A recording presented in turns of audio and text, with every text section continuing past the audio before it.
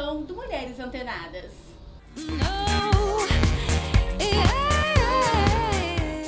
E no programa de hoje vamos falar das inquietações e das alegrias de uma mulher que já completou 30 anos e começa aí a viver um novo ciclo de vida, que pode até ser considerado como uma segunda adolescência.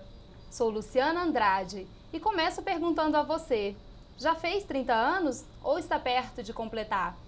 Alguma vez se pegou questionando o que estou fazendo da minha vida? Ou ouviu, por que ainda não arrumou um emprego estável? Não vai casar? Ter filhos? Essas são algumas inquietações que as mulheres balzaquianas enfrentam no dia a dia. E foi com o romance As Mulheres de 30 que Honoré de Balzac definiu aquelas que começam a entrar na fase dos 30 anos como uma mulher balzaquiana. E para falar do assunto de hoje, recebemos aqui a psicóloga Dulcineia Cassis, que é psicóloga clínica. Boa tarde, doutora Dulcineia. Boa tarde. Obrigada por ter aceito o nosso convite. Boa tarde, Luciana. Boa tarde, Tatiana. Boa tarde. Boa tarde, telespectadores. Doutora, as mulheres de 30, quando estão perto de completar 30 anos, algumas delas mudam o comportamento, começam com algumas inquietações, tanto psicológicas como fisiológicas. E aí, explica pra gente como que a mulher tem que fazer para enfrentar essa crise dos 30 anos. Como que a psicologia explica isso? Bom, em primeiro lugar, eu vou falar não como uma pesquisadora da área de psicologia, né? Eu vou falar como uma psicóloga clínica que recebe pessoas nessa faixa também, né? E tenho muita procura de mulheres nessa faixa etária, né? As mulheres que estão saindo da faixa dos 20, entrando nos 30 e poucos, né? E aí vem uma preocupação muito grande, porque elas se acordam, né? Fala, 30 anos, e o que eu estou fazendo da minha vida? Muitas falam assim, eu ainda não consegui um companheiro estável, muitas às vezes não conseguiram se estabelecer profissionalmente, mas entram num conflito aí porque elas acham, na realidade, que já estão ficando velhas, né? A gente que já tem muitos anos vividos, né? E quando eu estava conversando com vocês, quando vocês me fizeram o convite, eu me lembrei de um poema que eu escrevi aos 32 anos. E ele começava assim, 32 anos, metade da vida passou, né? Então, eu imaginava aos 32 anos que eu já tinha vivido muito, né?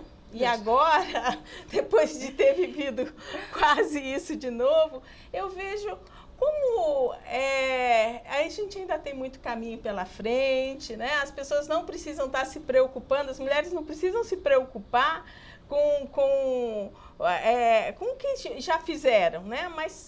Mas sim olhar para frente e pensar assim, puxa, eu ainda tenho um caminho tão grande. Com né? certeza, mas aí até pensando assim, pelo lado mais cultural, né? As pessoas hoje em dia se cobram demais e cobram de outras pessoas demais. E uma das maiores, os maiores medos das mulheres que entraram nessa fase dos 30, que ainda não casaram, é assim, vou ficar pra titia. Ou as pessoas olham pra você e falam, fez 30 anos, e aí? Vai casar? Vai fazer alguma coisa? Vai ter filhos? Aquela coisa toda. Mas aí a gente começa a pensar, até mesmo por ser uma cobrança que está entranhado na sociedade mesmo, que é uma questão cultural, eu pergunto pra senhora, será que essa escolha, esse adiamento que está acontecendo, né, das mulheres cada vez mais casar mais tarde, ter filhos mais tarde, estruturar uma vida, isso é questão da maturidade balzaquiana, que ela fez 30 anos, aí ela começa a pensar muito nela. Isso é uma questão de maturidade da Balzac mesmo, né? As decisões. Eu percebo que na realidade existe a pressão da sociedade, não é uma pressão dessa sociedade, é uma pressão de todo um coletivo, né? E do inconsciente coletivo, né? Porque essa mulher de 30 anos, ela teve uma mãe que normalmente aquela idade ela já estava casada, ela já estava com filhos, né? Você acha então que isso é uma questão de sociedade, tá na cultura da nossa sociedade? Sim, com certeza, né? Isso aí influencia, com certeza, todo esse pensamento, né? E existia uma coisa que no nosso tempo, né? A gente pensa, era até por questões de medicina, ter filhos depois dos 30 anos era um risco. né? Então, isso ainda continua no inconsciente. As pessoas falam, não posso ter filho depois dos 30 anos. Mas por que não? Né? Se hoje a medicina permite, né?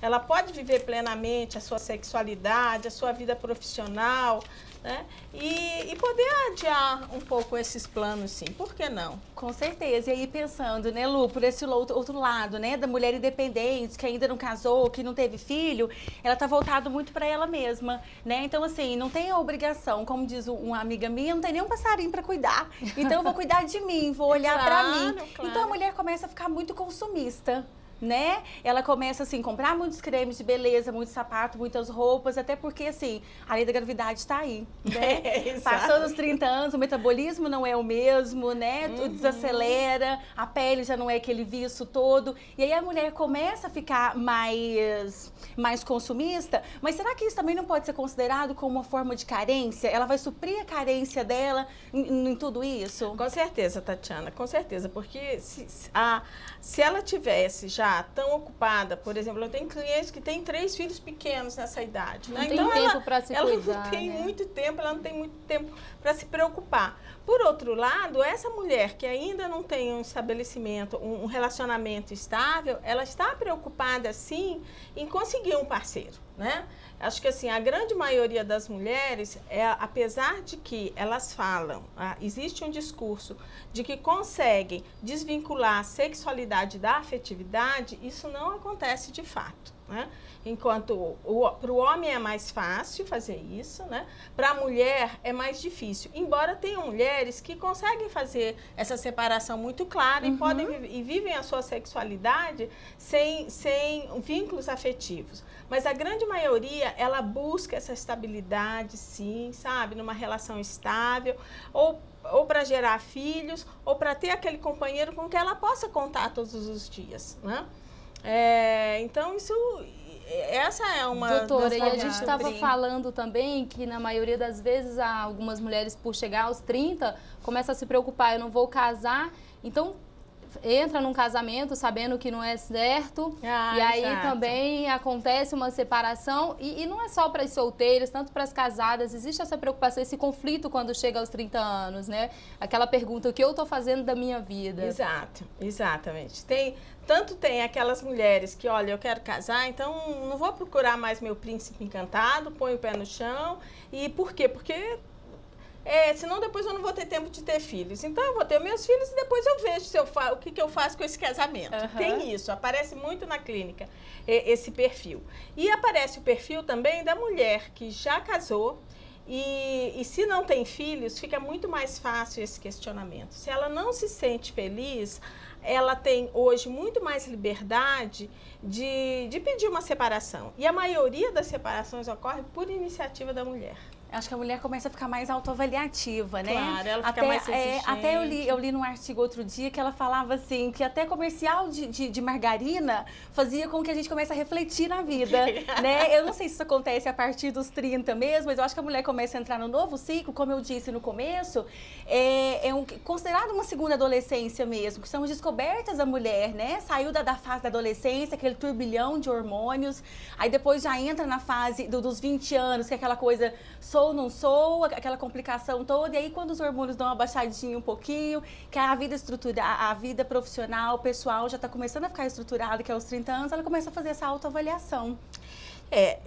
Você tem toda a razão, Tatiana. Só que eu vejo, assim, os hormônios da mulher aos 30, ela não baixa tanto. Muito pelo contrário. Porque na faixa de 20, ela está se liberando a sua sexualidade.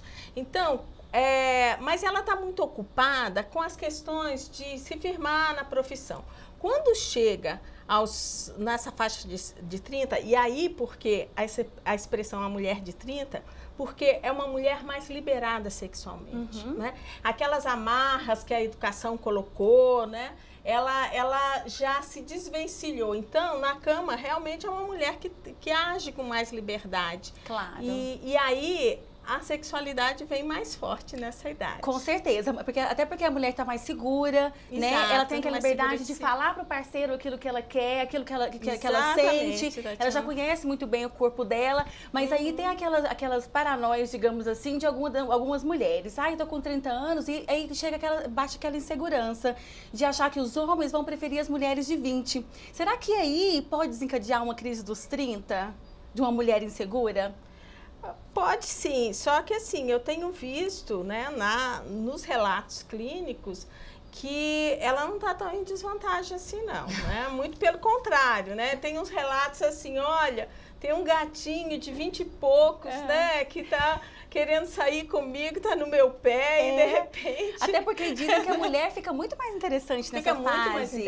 Fica muito mais interessante, né? Ela é mais segura, mais centrada. Segura, exatamente. E para você que chegou agora, que está nos acompanhando, estamos falando sobre a crise dos 30. Estamos aqui recebendo a doutora Dulcineia Cassis, que é psicóloga. Doutora Dulcineia, já falamos de toda essa crise da mulher. Agora vamos falar um pouco das alegrias de se ter 30 anos, né? Falamos de tudo que é o problema. Vamos falar um pouco das alegrias de se ter 30 anos. Exatamente. Seguindo o que eu estava falando, a mulher de 30, ela já se sente mais à vontade com o seu próprio corpo, com a sua sexualidade. Ela já tem, em sua maioria, né, uma certa independência financeira, né? Mesmo que muitas vezes, e isso é real, ainda precise morar com os pais, ainda precise de alguma ajuda, mas pelo menos ela já tem algum emprego estável, então ela vive mais plenamente a vida. Isso é uma verdade que a gente tem constatado nos relatos. Com certeza. Então já vamos, essa questão de viver melhor a vida, então quais as dicas que a gente pode dar para as mulheres antenadas que estão em casa para poder viver melhor essa fase? Olha, a primeira dica, né, é muito antiga, é de um grande filósofo. Conhece-te a ti mesmo, né? Acho que assim, primeira coisa a mulher precisa conhecer o seu próprio corpo, né? Saber como o seu próprio corpo reage, conhecer a sua cabeça, realmente refletir sobre os seus valores, sobre os seus propósitos, sobre os seus ideais, né? Sobre como ela é no dia a dia, o que ela gosta, o que ela deixa de gostar, né? Saber o que realmente tem na sua cabeça, fazer aquilo que gosta, se preocupar consigo, cuidar bem da gente mesmo, né, doutora? Exato, e principalmente cuidar de si mesmo. Até porque eu falo que essa maturidade começa a fazer com que a gente comece a selecionar, né? Então não é tudo que vem pra mim que eu vou aceitar, não. Eu vou colocar num grau de prioridade ali pra mim e a gente tem essa liberdade a partir dos 30 por causa da nossa maturidade. Claro, com certeza, com certeza. Bom, gente, estamos encerrando o nosso primeiro bloco. Espero que vocês tenham gostado. Já conversamos aqui com a psicóloga, a doutora Dulcineia Cassis. Também quero convidar você a fazer parte das nossas redes sociais no Facebook, Mulheres Antenadas, e o nosso programa também é transmitido pelo Twitter, Antenadas na TV. Não saia daí, que no próximo bloco vamos receber a cantora Paula Fidelis. Até já!